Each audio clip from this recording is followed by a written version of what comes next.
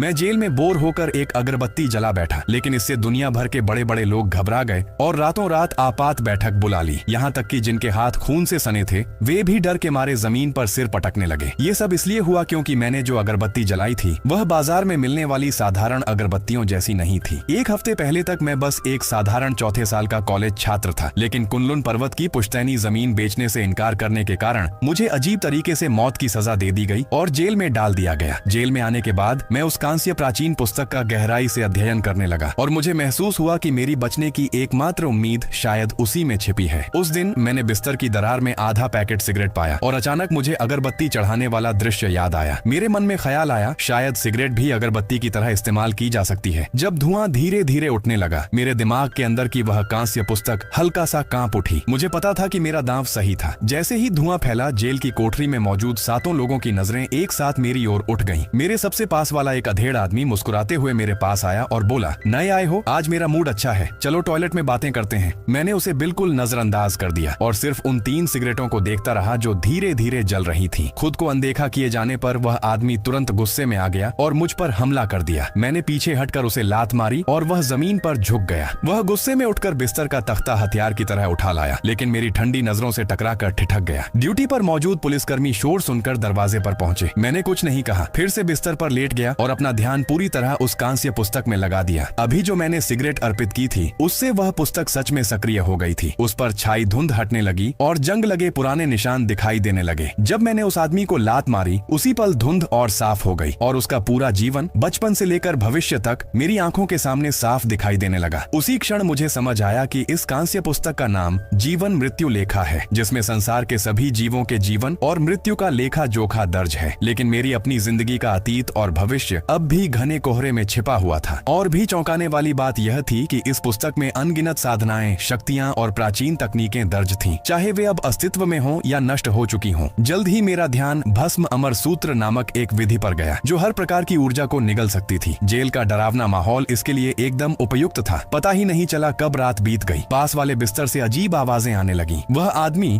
जिसे मैंने मारा था दर्द से तड़प रहा था और जोर जोर से सांस ले रहा था। मैंने उसकी ओर ध्यान नहीं दिया। सुबह होते होते मैंने महसूस किया कि मैं पूरी रात जागने के बावजूद थका नहीं था, बल्कि पहले से ज्यादा ताकत से भरा हुआ था। सुबह उठने के बाद बाकी 6 कैदी चुपचाप अपने काम में लग गए। एक कैदी ने उसे जगाने की कोशिश की, लेकिन जब उसने उसे जोर से हिलाया तो अचानक चीख निकल गई। जेल का अधिकारी अंदर दौड़कर आया और देखा कि वह आदमी पहले ही मर चुका था। कुछ ही देर में डॉक्टर आया और शुरुआती जांच में उसे दिल का दौरा बताया। बाकी कैदियों के मन में डर बैठ चुका था। अधिकारी ने हम सब से एक एक करके पूछताछ शुरू की। एक कैदी बोला, ये ज्योतिष नहीं करता, ये तो जान ले लेता है। सर, इसे यहाँ से हटाइए, ये ठीक नहीं है। रात भर ये बिना हिले डुले बैठा रहता है। मैं तो डर के मारे कांप गया था। उनकी बातें सुनकर अधिकारी और उसका साथी हंसी रोकने की कोशिश करने लगे। फिर उसने मुझसे पूछा, क्या तुम सच में भविष्य देख सकते हो? क्या तुम्हें पहले से पता था कि वो मर जाएगा? मैंने शांत स्वर में कहा, अफसर, समझदार इंसान को विज्ञान पर विश्वास करना चाहिए। इस जवाब से वे थोड़ा चौंक गए। मैंने आगे कहा, मैं तो कल ही यहाँ आया हूँ, मैं उसका नाम भी नहीं जानता था, तो मैं कैसे जान सकता था कि वह मर जाएगा? पूछताछ औपचारिक तरीके से खत्म हो गई। मैंने वही बताया कि मैं सो रहा था और मुझे कुछ पता नहीं। शाम को वही अधिकारी फिर आया। उसने बाकी कैदियों को बाहर भेज दिया और मुझे अकेले में बात करने के लिए रोका। मैंने हल्की मुस्कान के साथ खाना खाना शुरू कर दिया। उसने पूछा, तुम्हें पता था कि मैं आऊंगा? मैंने कोई जवाब नहीं दिया। जब मैं खाना खत्म कर रहा था उसने मुझे पानी दिया। मैंने धन्यवाद कहा। फिर मैंने उसकी तरफ देखते हुए कहा, तुम 29 साल के हो, अभी तक शादी नहीं हुई, 6 साल से एक लड़की के साथ हो। शादी तय थी, लेकिन उसकी माँ ने अचानक 50 लाख दहेज की मांग कर दी। तुम न तो पैसे जुटा पा रहे हो, न ही रिश्ता छोड़ना चाहते हो, इसी वजह से परेशान रहते हो। मेरी बात सुनकर वह पूरी तरह चौंक गया। मैंने शांत स्वर में कहा, कुछ महीने पहले जिन लोगों ने मेरे साथ ये सब किया उन्हें ये नहीं पता कि वो जमीन का कागज मैंने घर पर नहीं रखा है। मेरी बात सुनकर वह थोड़ा झेंप गया और बोला, मैं तो बस एक वीडियो रिकॉर्ड करना चाहता था, इतनी मदद के लिए धन्यवाद। मैंने हल्की मुस्कान के साथ कहा, अगर सच में एहसान चुकाना चाहते हो, अगर तुम्हें सच में बुरा लग रहा है तो मेरे लिए एक अगरबत्ती दान और कुछ अगरबत्तियां खरीद देना। हर दिन अपनी ड्यूटी रूम में 3 अगरबत्तियां जलाना, वरना देवता नाराज हो जाएंगे और मुसीबत खड़ी हो सकती है। असल में भले ही मैं न कहता, आधे महीने बाद उसकी सास खुद ही उससे यह मामला दबाने के लिए कहती। मैंने तो बस मौके का फायदा उठाया और समय थोड़ा आगे खिसका दिया। चूंकि मुझे एक ज्योतिषी समझा जा रहा था तो मैंने सोचा इसी खेल को आगे बढ़ाया जाए और खुद को और रहस्यमय बनाया जाए। इससे अक्सर अप्रत्याशित फायदे मिलते हैं। ये काम मुझ पर छोड़ दो। वो युवा नान ने बहुत आसानी से मान लिया। उसके लिए ड्यूटी रूम में 3 अगरबत्तियां जलाना कोई बड़ी बात नहीं थी। कल रात उसने खास तौर पर अपने एक दोस्त से पूछताछ की थी जो इस पेशे के बारे में जानता था। उसने बताया कि ज्योतिष का काम सच में रहस्यमय होता है और कुछ लोग देवताओं की पूजा करते हैं। जो कुछ वे जानते और कहते हैं वह सब उन्हीं देवताओं की कृपा से होता है। जितने शक्तिशाली देवता उतनी ही बड़ी ज्योतिषी की क्षमता। यह सोचकर कि मैं इतना बड़ा अपराध करके भी उसकी सास की हरकतों का सटीक अंदाजा लगा सकता हूँ, वो युवानान को लगा कि मैं इस क्षेत्र का शायद शीर्ष स्तर का व्यक्ति हूँ। अब वह मुझसे बात करते समय बेहद विनम्र हो गया था और हर जगह सावधानी बरतता था। वो युवानान मुझे ड्यूटी रूम में ले गया, जहाँ उसने चाय बनाई और मेरे साथ बैठकर पी। दोपहर में मुझे कैंटीन जाने की जरूरत नहीं पड़ी। उसने सीधे मेरे लिए 2 प्लेट स्टाफ खाना मंगवा दिया, 2 मांसाहारी और 3 शाकाहारी व्यंजन, साथ में एक ठंडी कोला की बोतल। ड्यूटी रूम के एक कोने में एक छोटी मेज रखी थी जिस पर अगरबत्ती दान, अगरबत्तियां और कुछ प्रसाद जैसे सेब रखे थे। मैंने चाय का आखिरी घूंट पिया और धीरे धीरे उठकर वापस अपनी कोठरी की ओर चल पड़ा। दरवाजे पर पहुंचकर मैंने अचानक मुड़कर वो युवानान की ओर देखा और शांत स्वर में कहा, पिछले कुछ दिनों में तुमने मेरी मदद की है, इसलिए मैं तुम्हारे लिए एक बार मुफ्त में कुछ कर सकता हूँ। ये सुनते ही उसकी आंखों में चमक आ गई। कोठरी में लौटकर मैं चुपचाप लाइट बंद होने का इंतजार करने लगा। मुझे पता था कि वो युवानान के मन में क्या चल रहा है। पहले मैंने कोई कदम इसलिए नहीं उठाया क्योंकि मेरा सच्चा आत्म अभी जागृत नहीं हुआ था और किसी भी खतरे का सामना करने की ताकत नहीं थी। लेकिन अब सब बदल चुका था। लगातार 4 दिनों तक जेल में फैली मृत ऊर्जा कोशी शो करने के बाद मेरे पास पर्याप्त शक्ति जमा हो चुकी थी और अब मैं अपने सच्चे आत्म को जागृत कर सकता था। एक बार वह जाग गया तो मैं एक असली साधक बन जाऊंगा और फिर किसी भी अत्याचार का सामना करने की ताकत मेरे पास होगी। कहते हैं कि जागरण के समय स्वर्गीय शक्तियां प्रतिक्रिया देती हैं और कभी कभी ऊंचे स्तर के लोग मौके को छीनने भी आ सकते हैं। मुझे नहीं पता यह सच है या नहीं, लेकिन इससे मेरे मन में हल्की बेचैनी जरूर थी। मैंने पहले भी कुछ पुराने नोट्स में पढ़ा था कि हर व्यक्ति का सच्चा आत्म उसकी क्षमता और साधना के आधार पर अलग अलग रूप लेता है। जो लोग उस जमीन के पीछे पड़े हैं वे इतनी आसानी से हार नहीं मानेंगे। शायद वे जल्द ही जेल में घुसकर मुझे ढूंढेंगे और जमीन का राज जानने की कोशिश करेंगे। मैंने पद्मासन लगाकर बैठ गया और हाथों से जटिल मुद्राएं बनाने लगा। चारों ओर की ठंडी मृत ऊर्जा लहरों की तरह मेरी ओर आने लगी। कोठरी के बाकी 6 कैदी कुछ अजीब महसूस करने लगे और चोरी छिपे मुझे देखने लगे। ठंडी चांदनी लोहे की खिड़की से होकर मेरे चेहरे पर पड़ रही थी। मेरे आने के बाद से वे एक भी रात चैन से नहीं सो पाए थे। मैंने उनकी नजरों को पूरी तरह नजरअंदाज कर दिया और अपना ध्यान पूरी तरह अपने माथे के बीच केंद्रित कर लिया। पिछले कुछ दिनों में जो ऊर्जा मैंने शीशो की थी वह अब मेरे आध्यात्मिक केंद्र में इकट्ठा हो चुकी थी। जागरण का समय आ गया था। दूर से देखने पर ऐसा लग रहा था जैसे वहाँ एक छोटा सा गहरा तालाब चमक रहा हो। मौका सही समझकर मैंने मन ही मन एक जोरदार पुकार लगाई। अचानक मेरे माथे पर आग की लपटें उठने लगीं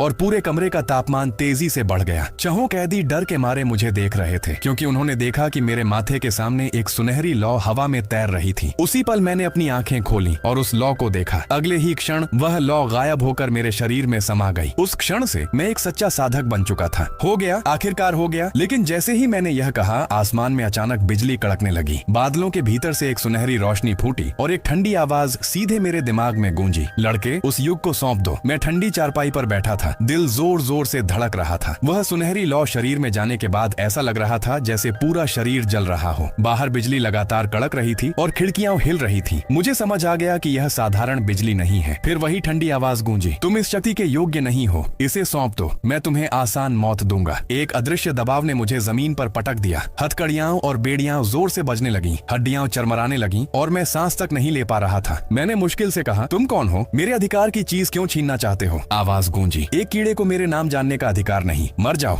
एक तेज सफेद रोशनी बादलों को चीरते हुए नीचे आई और सीधे मेरे माथे पर आ गिरी। मुझे लगा अब मेरी मौत तय है, लेकिन उसी क्षण मेरे दिमाग की कांस्य पुस्तक अपने आप खुल गई। उसमें से काले अक्षर निकलकर मेरे पूरे शरीर पर फैल गए। वह भयानक दबाव अचानक खत्म हो गया और उसकी जगह एक ठंडी शांत ऊर्जा ने मेरे शरीर को भर दिया। मैंने आसमान की ओर देखा और कहा, लगता है यह प्राचीन पुस्तक तुम्हारी सोच से कहीं ज्यादा मजबूत है। मैंने हवा में एक मुक्का मारा। भले ही वह किसी चीज से नहीं टकराया, लेकिन वह सफेद रोशनी टूटकर बिखर गई। बादलों से एक हल्की कराह सुनाई दी। फिर बिजली धीरे धीरे शांत हो गई और वह निगरानी भी गायब हो गई। मैं जमीन पर बैठ गया, पसीने से भीगा हुआ। जब मैंने इधर उधर देखा तो पाया कि बाकी कैदी बेहोश पड़े थे, जैसे गहरी नींद में हों। मैंने अपने हाथों को देखा, अभी भी बेड़ियां थीं, लेकिन मेरी हथेलियों में बहती हुई ऊर्जा साफ महसूस हो रही थी। मुझे पता था कि वह शक्तिशाली व्यक्ति इतनी आसानी से हार नहीं मानेगा, लेकिन अब मैं वह कमजोर छात्र नहीं था जिसे कोई भी दबा सके। मैंने फिर से ध्यान लगाया और अपनी सांसों को नियंत्रित किया। जेल की मृत ऊर्जा अब भी मेरे शरीर में आ रही थी, लेकिन अब वह मुझे ठंडी नहीं लग रही थी, बल्कि मैं उसमें सहज महसूस कर रहा था। सुबह होने वाली थी और मुझे गश्त से पहले अपनी शक्ति को नियंत्रित करना था। सुबह 6 बजे ताले खुलने की आवाज से मेरी नींद टूटी। वो युवानान दरवाजा खोलकर अंदर आया। उसके हाथ में 2 प्लास्टिक बैग थे और दूर से ही मुझे मांस की खुशबू आ रही थी, भाप उठते बन की खुशबू। वह मुझे मुझे जिस नजर से देख रहा था वह कल से बिल्कुल अलग थी। उसमें एक अजीब सी श्रद्धा और भय मिला हुआ था। लू भाई, अभी पूरी तरह जागे नहीं होगे, ये अभी अभी ताजे बने बन हैं और गर्म सोया दूध भी है, खास तुम्हारे लिए लाया हूँ। मैं उठकर बैठ गया, बिना मना किए बन ले लिया और खाने लगा। वो युवानान मेरे सामने बैठ गया। कई बार कुछ कहने की कोशिश की, फिर आखिर धीमी आवाज में बोला, भाई कल जो हुआ वो तो कमाल था। मेरी सास वाली बात तुमने सब सही सही बता दिया। अब वह बिल्कुल शांत हो गई है, जैसे कोई डरी हुई चिड़िया। दहेज और गाड़ी सब कुछ तुम्हारे कहे अनुसार तय हो गया। तुमने सच में मेरी जान बचा ली। मैंने बन खाते हुए कहा, छोटी बात है, तुम मेरे लिए काम करते हो, मैं तुम्हारी समस्या हल करता हूँ, कोई उधार नहीं रहा। मैं खाते खाते वो युवानान पर नजर रख रहा था। अचानक मेरे दिमाग की कांस्य प्राचीन पुस्तक हल्के से कांपी और उसके सिर के ऊपर कुछ शब्द दिखाई दिए जो सिर्फ मैं ही देख सकता था। मैंने एक नजर डाली और चौंक गया। उसमें दिखाया गया था कि थोड़ी देर बाद निरीक्षण के समय वो युवानान पर एक निराश कैदी हमला करेगा। मैंने तुरंत कहा, लाओ वो,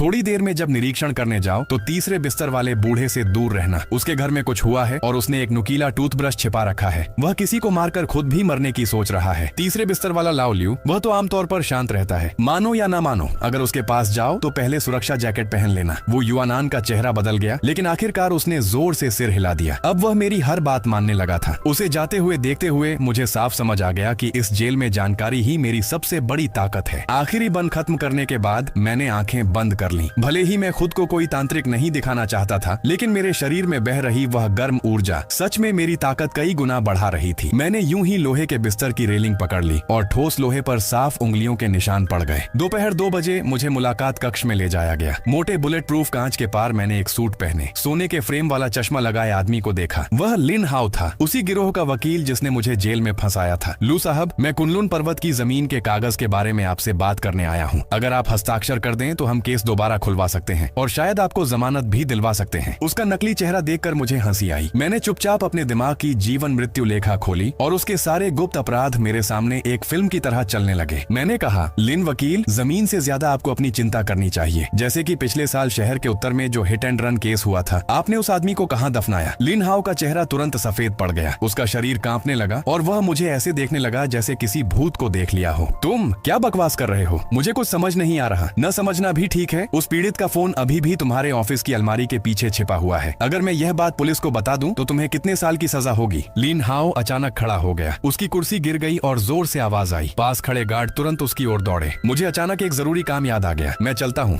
लू साहब, कृपया इस पर सोचिए। उसे घबराकर भागते हुए देखकर मुझे समझ आ गया कि जमीन के मामले में वे लोग अब कुछ समय तक कुछ नहीं करेंगे। जीवन मृत्यु लेखा की ताकत मेरी उम्मीद से कहीं ज्यादा उपयोगी थी। यह न सिर्फ भविष्य देख सकती थी, बल्कि लोगों की कमजोरियां भी पकड़ सकती थी। जब मैं वापस कोठरी में लौटा तो वो युवानान भी निरीक्षण से लौट रहा था। उसने मुझे देखकर चुपके से अंगूठा दिखाया और बताया कि तीसरे बिस्तर वाले बूढ़े के पास सच में नुकीला टूथब्रश मिला। इस ऊंची दीवारों के भीतर मुझे सिर्फ जिंदा ही नहीं रहना था, बल्कि उन लोगों से बदला भी लेना था जिन्होंने मुझे इस हालत में पहुंचाया। खुले समय में मैदान में शोरगुल था। मैं दीवार के पास बैठकर धूप सेंक रहा था। आसपास के लोग मुझसे लगभग 2 मीटर की दूरी बनाए हुए थे। जो गांग की मौत के बाद मेरा नाम पूरे जेल में फैल चुका था। अब लोग मुझे मौत का नियंत्रक कहते थे। तभी एक भारी भरकम आदमी कुछ लोगों के साथ मेरी ओर आया। वह दूसरे ब्लॉक का नेता था। उसे ब्लैक ड्रैगन कहते थे। उसने सिगरेट पकड़े हुए तिरछी नजर से मुझे देखा। मैंने उसकी ओर देखा भी नहीं, बस जमीन पर चल रही चींटियों को देखता रहा। जीवन मृत्यु लेखा ने मुझे बताया कि ब्लैक ड्रैगन अवैध सामान की तस्करी कर रहा है और उसके अपने लोग ही उसे धोखा दे चुके हैं। मैंने शांत स्वर में कहा, ब्लैक ड्रैगन, अगर अभी अपने कमरे में जाकर तकिए में छिपा सामान टॉयलेट में बहा दो तो तुम्हारी सजा कम हो सकती है। अगर यही समय बर्बाद किया तो 10 मिनट में तुम्हें सजा कक्ष में डाल दिया जाएगा। वह गुस्से में मेरी ओर घूंसा मारने आया, लेकिन मेरी नजर में उसकी हरकत बहुत धीमी थी। मैंने हल्का सा हटकर उसके हाथ की नस पर उंगली से वार किया। उसका पूरा हाथ सुन्न हो गया और लटक गया। उसी समय मैदान के प्रवेश द्वार से सीटी की आवाज आई। बहुत सारे गार्ड अंदर आए और उनके साथ सुरक्षा प्रमुख भी था। ब्लैक ड्रैगन वहीं खड़ा रह गया, हैरान। उसने मेरी ओर देखा। उसकी आंखों में डर साफ दिख रहा था। उसे समझ नहीं आया कि मैंने जो 10 मिनट कहा था वह बिल्कुल सही कैसे निकला। उसे ले जाते हुए देखकर बाकी कैदियों की नजरें मुझ पर पूरी तरह बदल चुकी थीं। अब मैं इस जेल में सिर्फ एक साधारण कैदी नहीं था, मैं एक ऐसा व्यक्ति बन चुका था जिससे कोई पंगा लेने की हिम्मत नहीं करता। ये एहसास बुरा नहीं था, लेकिन यह तो बस शुरुआत थी। मुझे इस जगह का इस्तेमाल करना था, यह जानने के लिए कि वे लोग आखिर कुनलुन पर्वत में क्या ढूंढ रहे हैं।